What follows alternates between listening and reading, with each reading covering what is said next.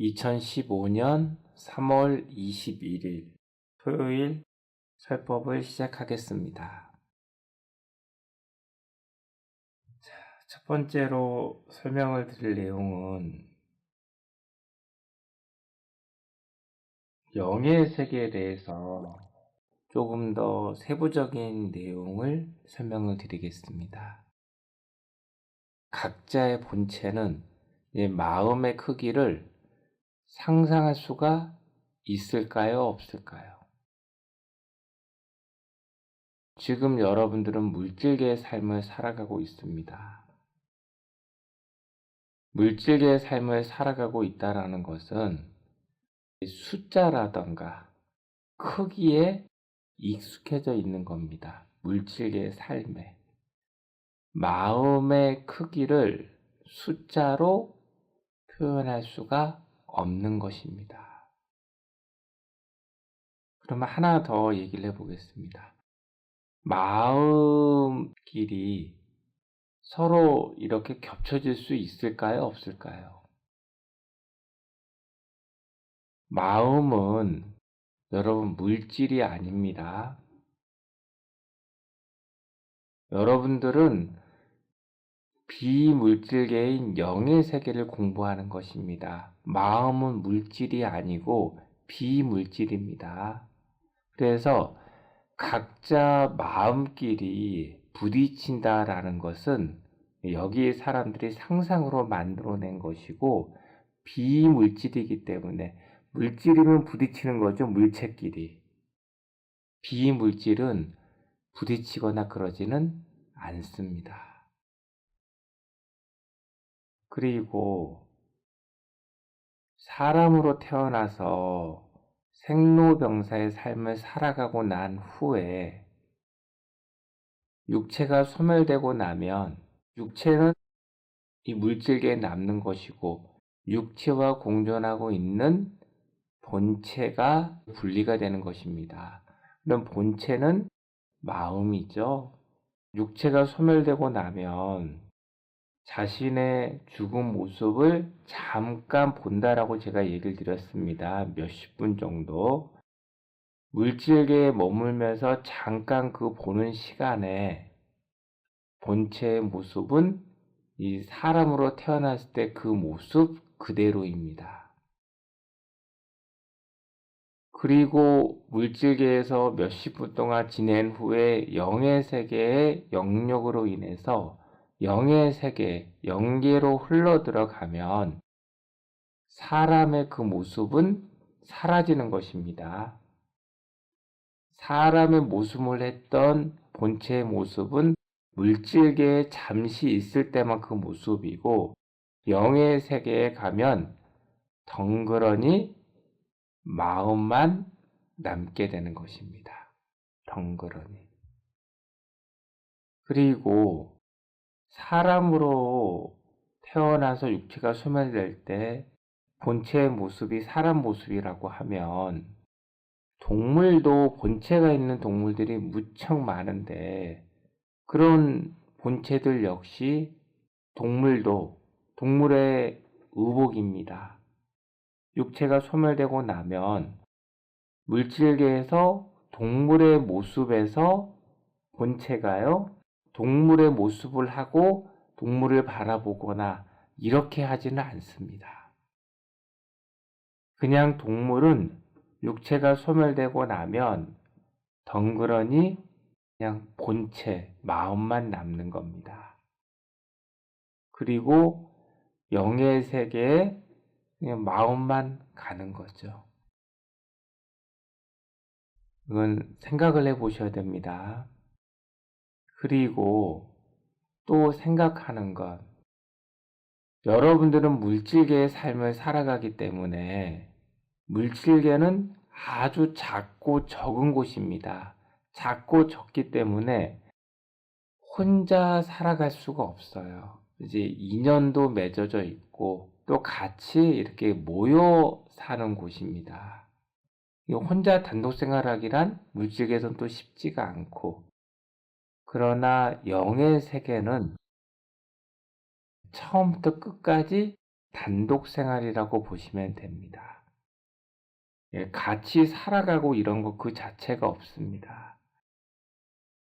영의 세계에서도 사람들은 착각하는 거, 가족이 있지 않느냐, 뭐 사회, 국가, 이런 내용들은 다 물질계에서 사람들이 만들어 놓은, 그리고 또 여러분들이 이런 생활을 하다 보니까 죽고 난 후 영의 세계도 이렇지 않을까라고 이렇게 상상과 추측을 하고, 또 외도 사도들이 이렇게 많이 만들어 놨습니다. 죽음 후에 영의 세계에서 물질에 대한 얘기를 하더라. 그러면 모두 외도 사도라고 보시면 됩니다. 영의 세계는 덩그러니 마음만 남아있는 겁니다. 물질계에서 뭐 친구라 또는 주변 본체와 얘기할 수가 있느냐 없느냐 이야기는 못합니다. 또 그럴 여유도 없고요. 본체가 물질계에서 삶을 살아가고 난 후 영의 세계로 흘러갔습니다. 그러면 물질계에서 삶을 살아온 모습이 영의 세계의 영역으로 인해서 선악으로 분별이 되어집니다. 분별이 되어지고 난 이후 영의 세계에서 여러분의 각자 옷걸이를 볼 수가 있습니다. 네, 옷걸이라는 것은 여러분의 전생의 모습을 볼 수가 있다라는 것입니다. 수행을 정진해서 수행자가 정신세계에서 보는 그런 전생의 모습과는 비교할 수가 없지만 그래도 아주 잠깐 옷걸이, 내가 저런 동물의 삶을 또는 사람의 삶을 살았구나 라는 것을 보게 되는데 여러분 마음속에는 원래적서부터 시작도 없고 끝도 없이 육도은혜를 반복하면서 삶을 살아온 모든 것들이 마음속에 심어져 있습니다. 이건 인간의 두뇌로 상상할 수가 없는 것입니다. 그래서 그 옷걸이를 수십 생, 수백 생, 수천 생 정도까지는 볼 수가 있습니다. 그래서 내가 저런 삶을 살았구나.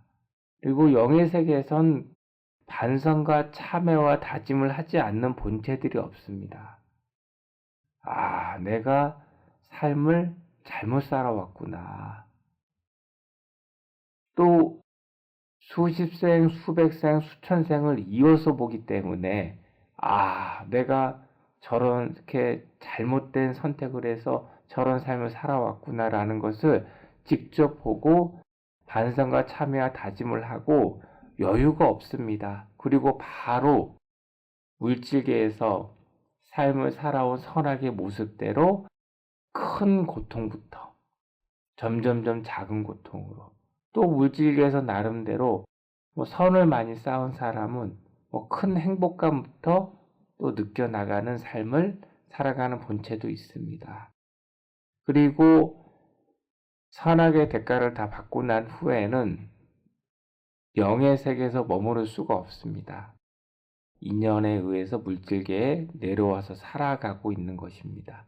그러면 여러분들 역시 참생을 만나기 전까지 잠을 자는 삶을 살아온 것입니다. 무슨 얘기를 하십니까? 아니 저는 매일 저녁에 자고 아침에 일어나서 생활하고 이런 생활을 했는데 왜 제가 꿈을 꾸는 삶, 잠을 자고 있는 삶을 살아간다고 얘기를 하십니까? 사람들은 내 마음의 모습대로 삶을 살아가게 돼 있는데 내 마음의 모습, 승질머리와 못된 습관에 대해서 알지 못하고 삶을 살아가는 것이 꿈을 꾸는 삶과 별반 차이가 없더라 이거죠. 여러분들은 지금 참수행을 만났습니다. 참수행에서 흔들어 깨우는 겁니다. 여러분의 마음의 모습대로 마음의 생긴 모습대로, 동물의 성질머리에 모습된 습성대로 삶을 살아가지 마시고, 이제는 성격과 습성을 비물질계인 영의 세계의 기준으로 성품과 품성으로 바꾸어 나가는 삶을 살아가십시오라고 참수행해서 깨워드리는 겁니다. 깨워드린다라고 해서 한 번에 아는 것이 아니라 공부를 수개월, 수년, 수십 년 정도 해 나감으로써 조금씩 내가 알아간다라는 것이죠. 내가 이렇게 못된 이 주변을 불편하게 하는 잘못된 생각관념이나 또는 언어, 태도, 행동들을 나도 모르게 내가 인지하지 못하는 상황에서 주변 사람들에게 아주 불편하게 하는 삶을 살아왔구나 라는 것을 아는 것이 이제 그 잠에서 깨어나는 겁니다. 참수행에서 깨어서 이제는 이런 삶에서 벗어나는 방법을 알려드리겠습니다 라고 여러분들에게 수행법도 알려드리고 또 삶을 살아가면서 인위적으로 노력하는 부분 역시 순차적으로 차근차근 알려드리고 있는 것입니다. 그래서 이런 윤회하는 삶을 영원하고 영구하게 살아가는 사람들이 중생입니다. 수행자는 중생이라고 부르지 않습니다. 왜냐하면 지금은 중생의 모습입니다.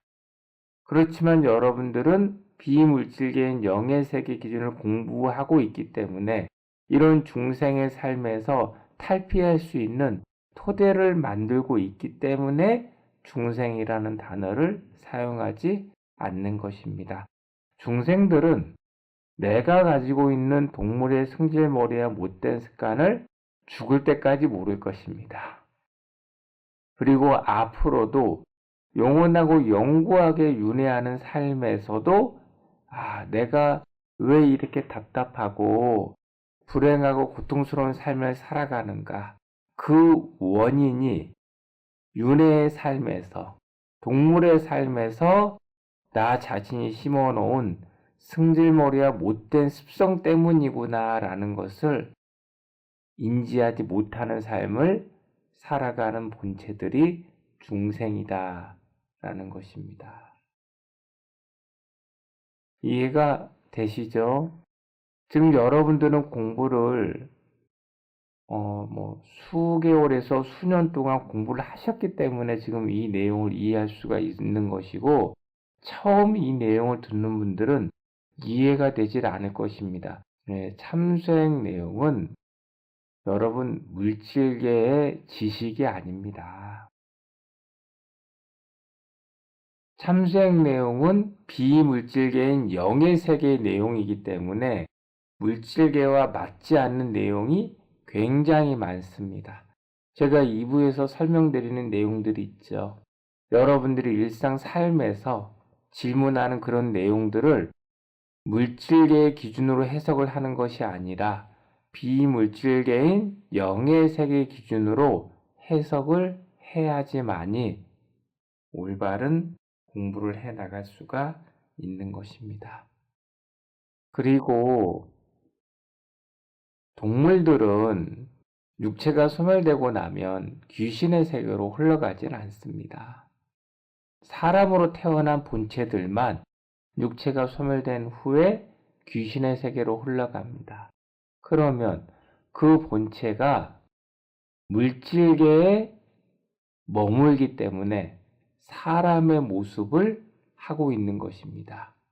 육체가 소멸됐을 때 그 모습, 어린아이가 육체가 소멸됐다라고 하면 어린아이의 모습, 또 성인이라고 하면 성인의 모습, 또 나이가 조금 들은 노인의 모습이라고 하면 노인의 모습, 그리고 남녀, 이런 모습이 그대로 귀신의 세계에서 보여지는 것입니다. 귀신들은 영의 세계를 거부하고 물질계의 삶을 살아가기 때문에 굉장히 고통스러운 삶을 살아갑니다. 그리고 수행을 정진하는 여러분들은 귀신의 세계에 대해서 깊이 생각할 시간이 없습니다. 여러분들은 내 육체와 공존하고 있는 마음을 정화시켜 나가고 성장시켜 나가는 시간도 부족합니다. 귀신의 세계에 대해서 깊이 알려고 하고 그럴 시간은 없습니다. 수행이 성장하다 보면 부수적으로 자연스럽게 알게 되는 것이 귀신의 세계입니다. 대부분의 사람들은 귀신의 세계를 알지 못하니까 특히 또 외도 사도들이 그걸 이용해 가지고 사람들을 위협하거나 또는 금전을 갈취하거나 그렇게 하는데 여러분들은 그런 사람들에게 속지 마시기 바랍니다. 다른 이야기를 하나 더 해드리겠습니다. 사람들은 이 물질계의 삶에서 누가 중요한지를 잘 모릅니다. 이건 무슨 뜻이냐 하면 가족들이 중요한 것인가 내가 중요한 것인가 이걸 이해를 하지 못한다는 것입니다. 한 생의 기준으로 보았을 때 또는 물질계 기준으로 보았을 때는 가족이 소중하구나 또는 사회, 국가에 도움이 되는 사람들이 돼야 되는구나 이런 식으로 알고 있는데 참수행에서는 여러분 한 생을 공부하는 것이 아니라 윤회를 공부하는 것입니다. 윤회를 공부하기 때문에 윤회에서는 나 자신이 가장 중요한 것입니다. 이해가 되시나요? 이렇게 얘기를 하니까 수행자가 주변 사람들을 불편하게 지내는 것이 아니라 삶의 중심이 나 자신이에요. 사람들은 나를 잃고 가족을 위해서, 주변 사람들을 위해서 한 생의 소중한 삶의 시간을 모두 허비해버리는 것입니다. 이것처럼 어리석고 무지한 삶은 없는 겁니다. 수행자는 가장 첫 번째로 자신의 마음을 정화시켜 나가고 성장시켜 나가는 것입니다. 이 뜻은 마음을 다스려 나가는 것입니다. 내가 편안해지고 내가 편안해짐에 비례해서 내 주변 사람에게도 적절히 편하게 대해줄 수가 있는 것입니다. 삶의 중심은 나 자신입니다.